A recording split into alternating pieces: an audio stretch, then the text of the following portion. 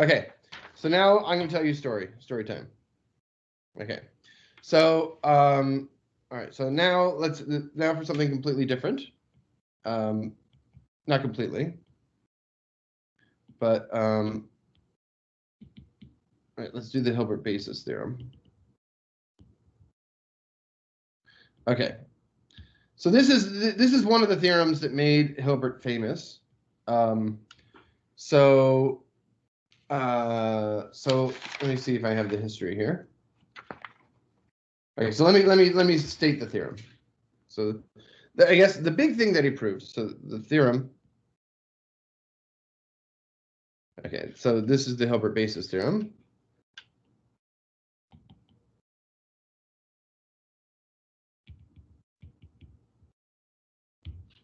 Okay, and it says that if R is Noetherian,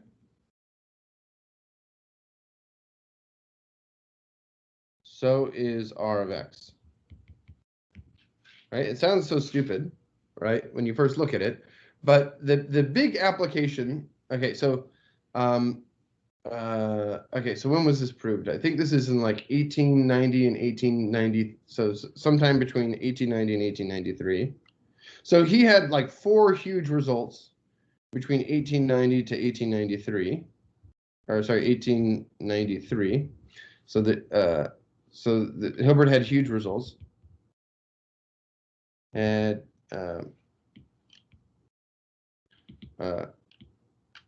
had 4 big results. Okay, the 4 big results are a thing called the Hilbert basis theorem, the basis theorem.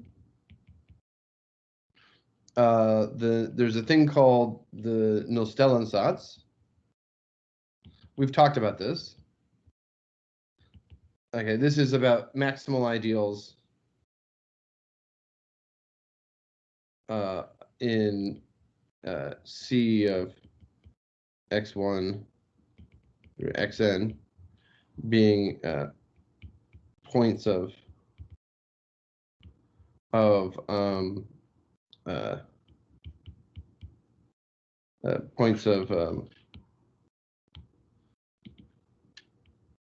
Cn. We've kind of taken this for granted.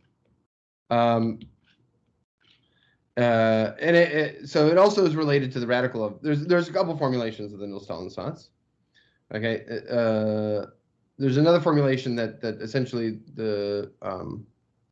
that if you look at the vanishing of zeros, then like the set of all polynomials that vanish at a set of points, then that's going to be a radical ideal. There's this other thing called the Hilbert function. So there's this construction of Hilbert functions, and then there's another thing called the syzygy theorem. Okay. Anyway, he just kind of had a big flurry of results, and one of the big things that this solves. So the big application. Okay, so big application 1 of this theorem was that if K is a field, then this ring here is Noetherian. Okay. The second big application has to do with invariant theory. Okay. Okay. 2. And this has to do maybe with what the other class is talking about right now, is that so if okay, so this is about invariant theory.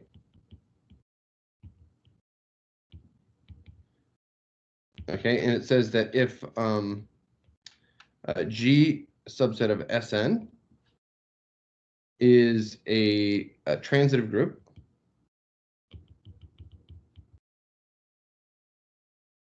and K, so and K is a field, so you just think of this as a subgroup. Okay, I'm not even sure if it needs to be transitive actually. And K is a field. I don't think it needs to be transitive. Let's just, I don't know why I put transitive here. Well, I'm going to leave it there to be safe, but I don't think you need this. And K is a field of characteristic 0.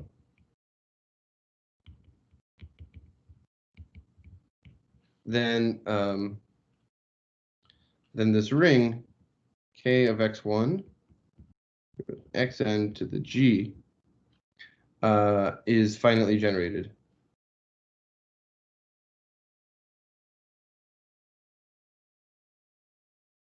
Okay, so this is the set of F in K of x1. Let's do it like this. Okay, I'm gonna write it out the long way.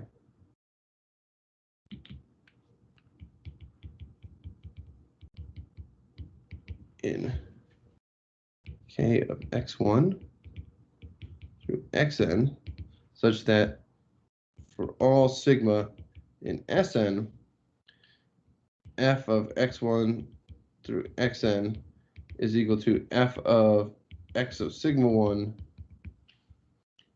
x of sigma n. Okay, so oh, maybe I should have used tau here. Let me use tau because I'm going to use sigmas in a second.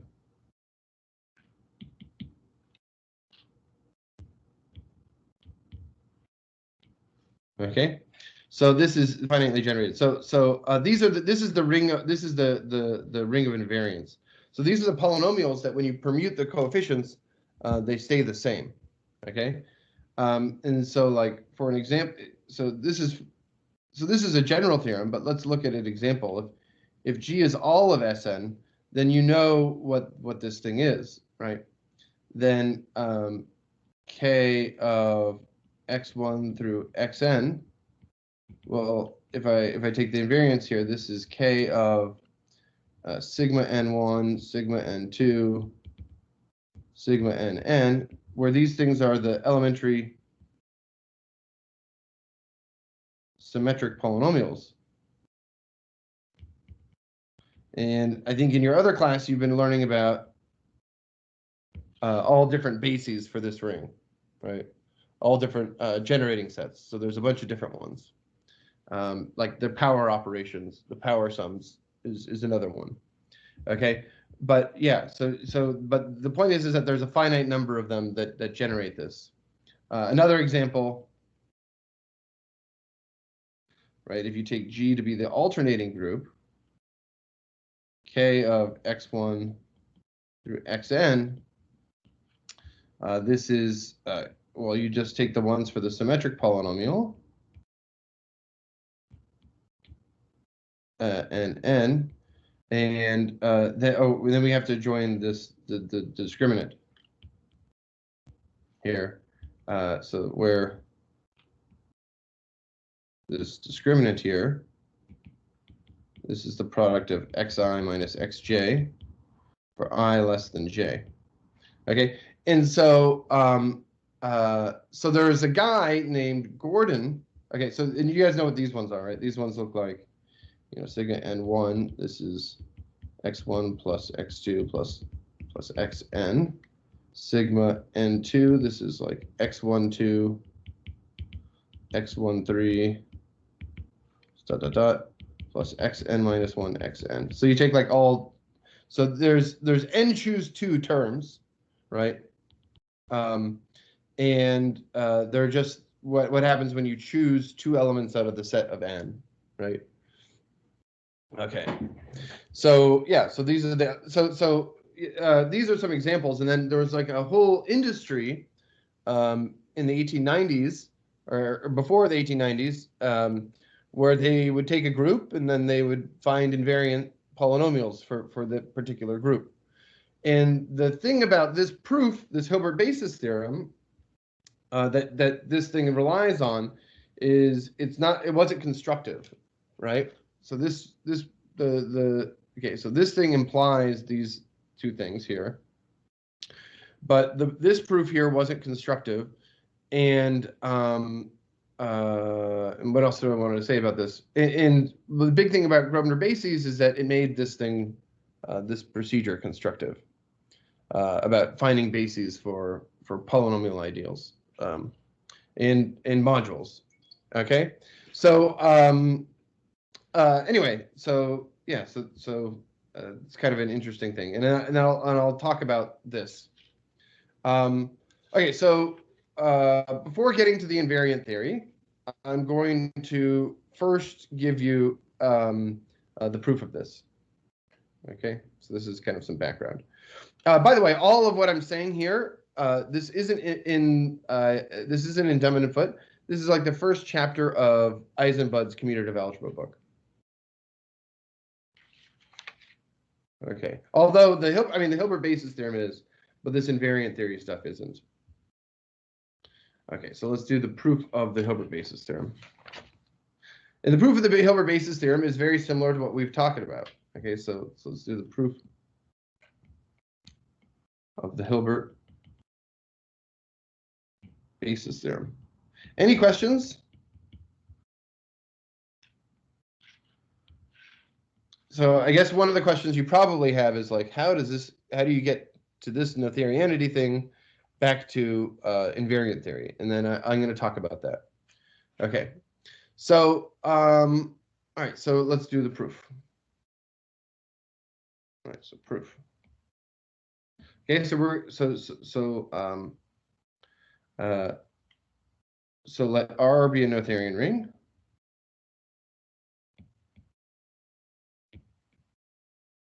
And I an ideal of R of X. So we want to show that I is finitely generated, right? Okay, so let me give the proof idea first. Okay, so the proof idea is the following. Okay, so the proof idea is, so here's the setup. So the idea will be to what we're going to do is we're just going to add a bunch of elements of low degree. So what we'll do is we add a ton of elements. I mean, not a ton, but you can think of it as a ton. Elements of low degree to I, and show that they eventually generate I. Okay, and then the trick is so using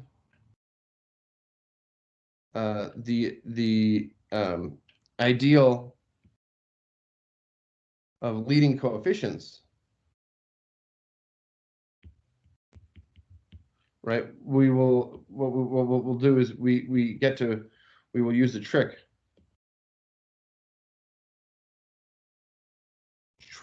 to show.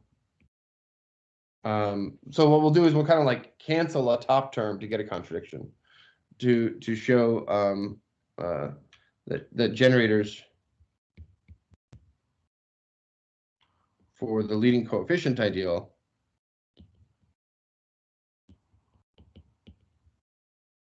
are generators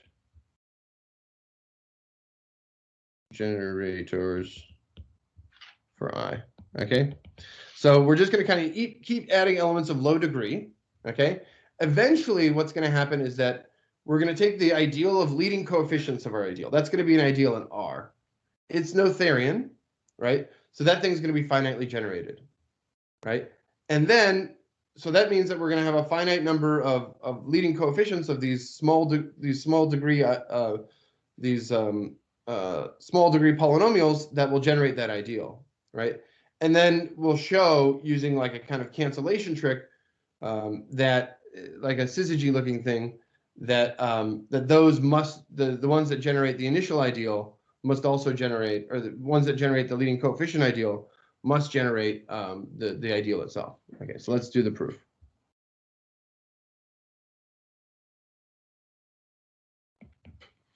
Okay, so again, with notation as above, so we're going to let R be Noetherian, we're going to do this. So what we'll do is we'll construct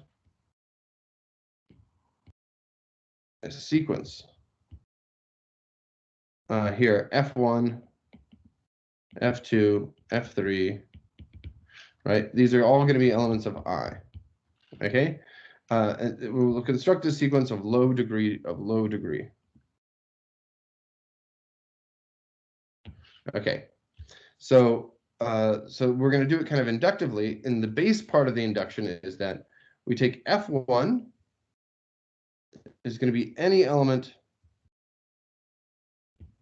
of I of smallest degree.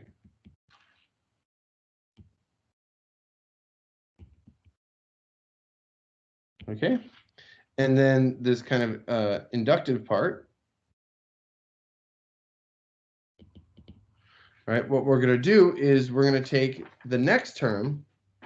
So while the ideal generated by F1 up to Fi is not equal to I, we let we're going to take the ith one to be the one of smallest degree that's not in here. And then we let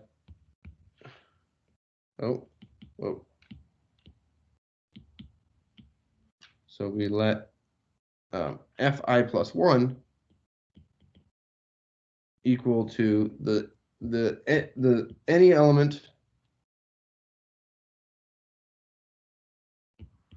of I minus this ideal of smallest degree. Okay, so in particular, the degrees of this, so F1 is F2 is going to have degree at least as big as the degree of F1, and F3 is going to have a degree at least as big as F2. So they're increasing degree or non-decreasing degrees. Okay. All right, and so now it's time to do the trick. Okay, so the important observation is the following. So the observation is the Noetherianity assumption here. So now we consider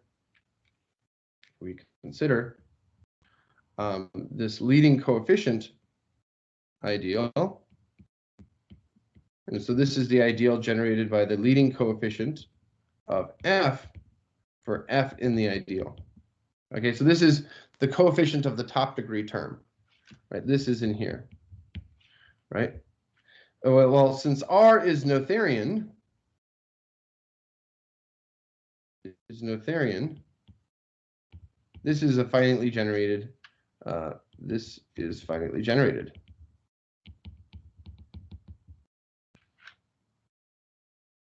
And moreover, we can take the leading coefficient ideal here to be generated by these guys here for sufficiently large M.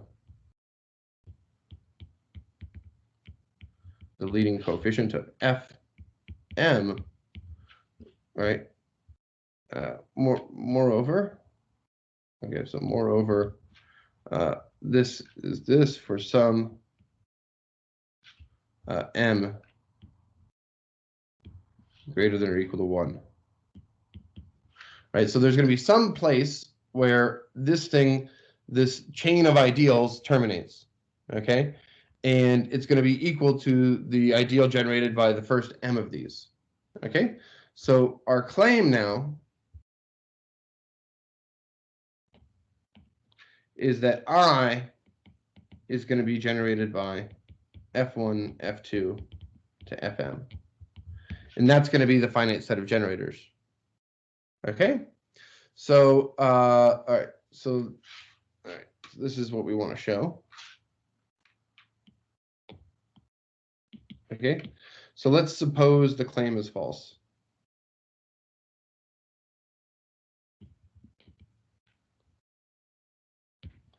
Right? Okay, and so so that means that the sequence, we can just keep going, right? And so we're going to take fm plus 1 to be in I here, f1, so f1 to fm, be of smallest degree. So it's just going to be the next one in the sequence. And it exists by hypothesis that this ideal is not equal. So suppose that this claim is false. So suppose I is not generated by the first m. And then we're going to take the next one in this term. Okay. And now we're going to derive a contradiction, because what I'm going to do is I'm going to cook up some other element of the ideal that's not in f1 through fm that's of smaller degree, right? So we are going to show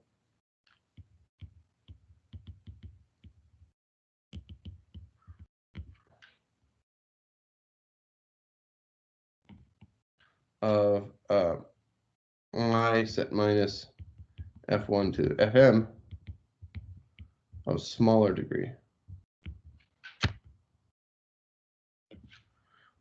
Okay. So here's what we do. So by finite generation,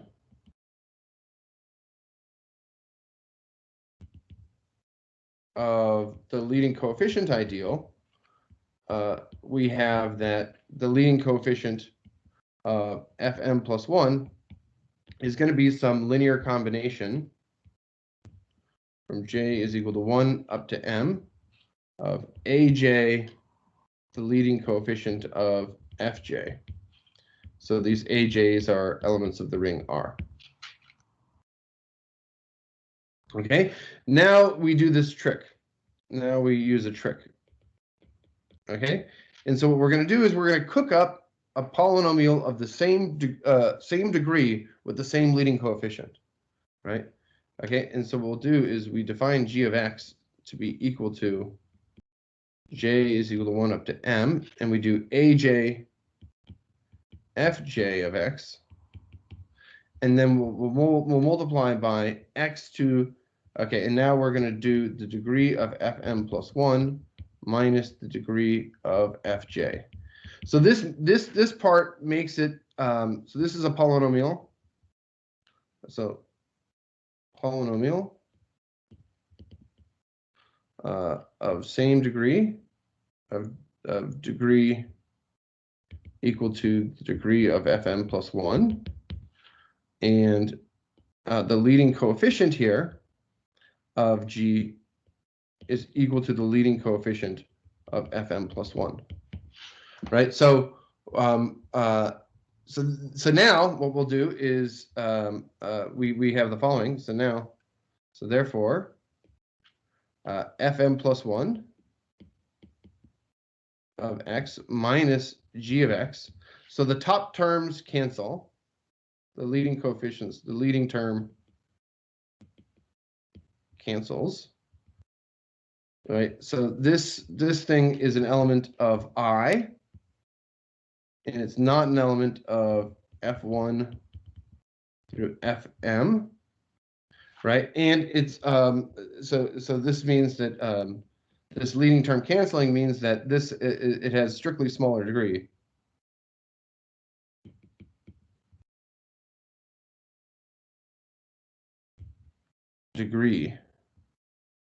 Than fm plus 1. Huh? Okay, and so this gives a contradiction.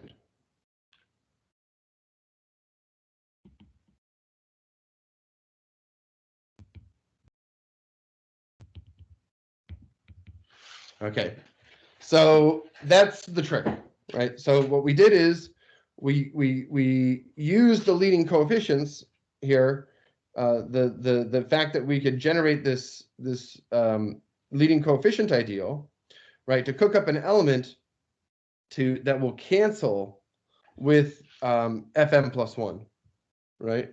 And because the top terms cancel, it gives you something of lower degree, and that contradicts the hypothesis that fm plus 1 was of the lowest degree. So that means that there is no fm plus 1, right? And we get a contradiction. Okay, so that gives us the proof of the Hilbert basis theorem. And how do we know that that is in I set minus the ideal from F1 to Fm? Yeah, this is going to be so by definition, this thing it's in I.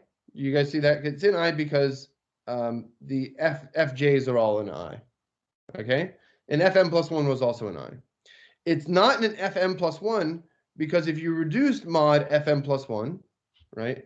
Or no, if you reduce, sorry, the F's. So notice that m plus 1 x minus g of x is congruent to Fm plus 1 of x mod F1 of x Fm of x.